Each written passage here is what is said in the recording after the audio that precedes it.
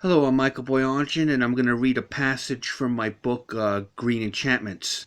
Uh, Part of our tradition at our weekend home in the Catskills was to wake up early in the morning and have coffee and look out these large windows we had in the front of the house at the bird feeder, where there was all sorts of activities with the birds and the squirrels. Anyhow, here's the passage. One large squirrel stood atop the bracket, claiming the insurmountable bastion for himself. Then along came a bony old squirrel with a sickly, thin wisp of a tail. He turned into a rabid ball of energy and chased his squirrel off the bracket, and then went after all the other squirrels and chipmunks on the ground. He cleared the entire area.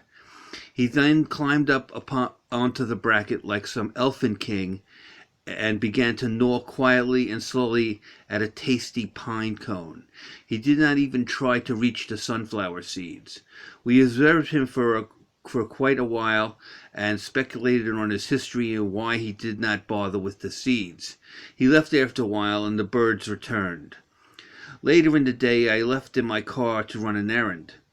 When I reached the bottom of the hill on my return, I saw a shiny black crow flutter away from the road. Then I saw a flattened squirrel atop the pavement with a wispy tail. It was the Elfin King. He had been struck by an automobile.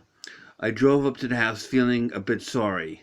Later, Jerry and I left for dinner, and she saw the dead squirrel.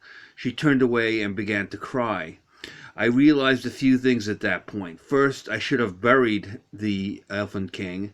The second thing I realized was that we both love nature, but I had grown desensitized to the realities of nature.